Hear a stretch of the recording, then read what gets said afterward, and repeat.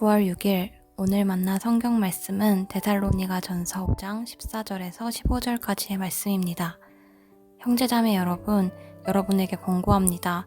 무질서하게 사는 사람을 훈계하고 마음이 약한 사람을 격려하고 힘이 없는 사람을 도와주고 모든 사람에게 오래 참으십시오. 아무도 악으로 악을 갚지 말고 도리어 서로에게 모든 사람에게 항상 좋은 일을 하려고 애쓰십시오. 아멘. 오늘 만나로 만나주시는 하나님을 기대합니다. 데살로니가전서 전체에서 가장 유명한 말씀을 꼽으라면 단연 5장 16에서 18절 말씀이라고 할 수 있습니다. 항상 기뻐하라, 쉬지 말고 기도하라, 범사에 감사하라 라는 말씀이죠. 오랜 세월 동안 많은 그리스도인들이 암송하며 찬양하는 유명한 구절입니다. 그런데 이 구절의 앞부분이 어떤 내용인지 기억하는 분들은 많지 않습니다. 다시 말해 어떤 문맥과 흐름 속에서 이 구절이 등장하는지는 간과되고 있다는 것이지요. 모든 글들이 그러하지만 성경도 문맥이 매우 중요한 책입니다. 같은 단어와 표현이라고 하더라도 어떤 흐름 속에서 기록되었는지에 따라서 전혀 다른 의미를 드러내기도 하고 표면적으로 보여지는 것보다 심오한 의미를 내포하고 있는 것을 발견할 수 있기 때문이죠. 하물며 성경은 최소 1000년이 넘는 시기 동안은 장절 구분이 없던 책입니다. 최초에 기록된 성경의 사본들은 지금 우리가 보는 성경책처럼 장과 절의 단위로 분절되어 있지 않은 그들의 모음집이었습니다. 그렇게 성경을 보다 깊이 읽어나가려 할 때 가져야 하는 아주 중요한 태도는 장절로 끊어읽지 않고 한 호흡으로 전체 문맥을 읽어내려는 습관이라 할 수 있습니다. 이런 맥락에서 데살로니가전서에 항상 기뻐하라, 쉬지 말고 기도하라, 범사에 감사하라 라는 말씀도 문맥과 함께 읽어낼 필요가 있습니다. 그리할 때 본래 성서의 저자가 가지고 있던 의도를 보다 바르게 해석할 확률이 높아지기 때문입니다.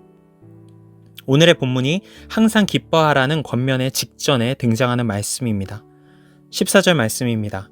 또 형제들아 너희를 권면하노니 게으른 자들을 권계하며 마음이 약한 자들을 격려하고 힘이 없는 자들을 붙들어주며 모든 사람에게 오래 참으라. 공동체 안에 마음이 약한 자들, 힘이 없는 자들을 붙들어주라고 세우라고 말합니다. 15절에는 서로에게 또 모든 사람에게 항상 좋은 일을 하려고 애쓰라고 말하죠. 11절부터의 주된 메시지는 이렇게 공동체 안에서 서로 격려하고 서로 덕을 세우라는 것입니다. 이 편지가 쓰이던 시기는 예수님의 재림이 아주 가까이 왔고 마지막 날이 얼마 남지 않았다고 믿고 있었습니다. 신학적으로 임박한 종말론이라고 하는데요. 시간의 마지막을 향해 가고 있던 긴박한 세월 속에서 사람들의 마음은 다양하게 나뉘어졌던 것으로 보입니다. 누군가는 언제 다가올지 알 수 없는 심판 앞에서 자신의 삶과 마음을 바르게 하려고 했겠죠. 하지만 또 다른 이들은 한탕주의, 쾌락주의에 빠지기도 하고 비관론에 빠져서 자신의 삶과 시간을 그저 흘려보내며 낭비하고 있었던 것으로 보입니다. 그렇기에 바울은 편지를 통해 서로를 끊임없이 돌아보고 서로를 격려하고 발걸음이 절망의 무게에 꺾여버린 사람들이 있다면 찾아가서 계속해서 격려하여 일으켜주라고 말하고 있는 것이죠.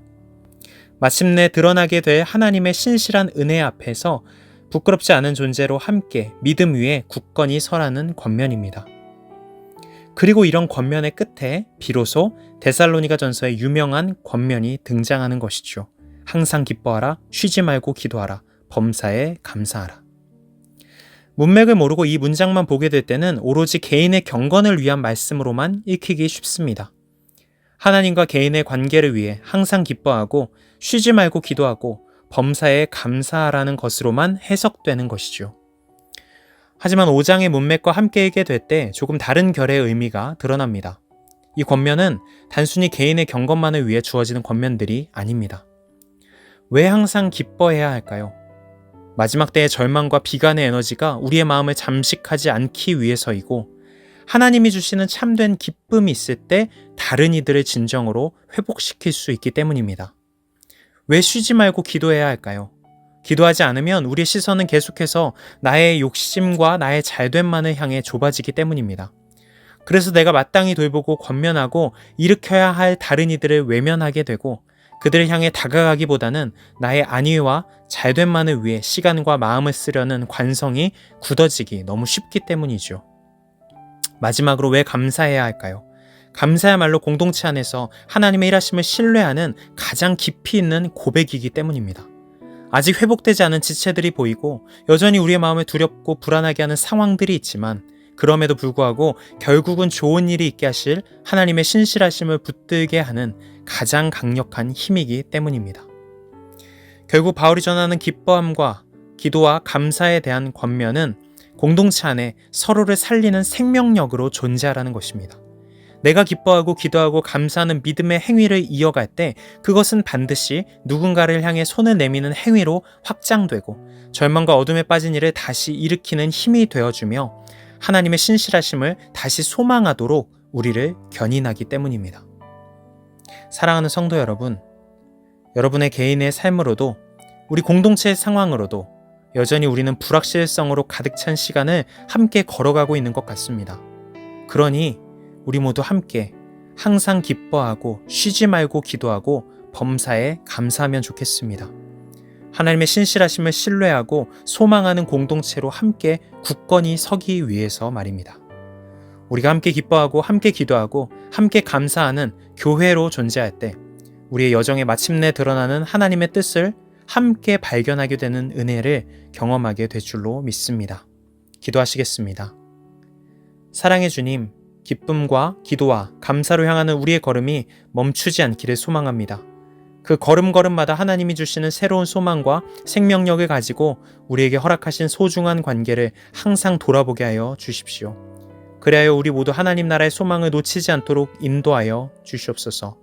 예수님의 이름으로 기도합니다. 아멘. 이제 두 가지 기도 제목으로 함께 기도합니다. 첫 번째로 오늘의 말씀에 따라 기도하겠습니다. 기쁨과 기도와 감사로 부지런히 나아가며 서로를 돌아보고 서로를 세우는 삶을 살아가게 인도하옵소서. 두 번째로 교회를 위해 기도하겠습니다.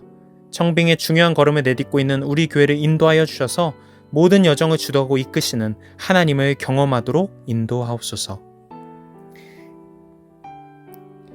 이 제목으로 기도하신 후에 개인 기도로 나아가시겠습니다.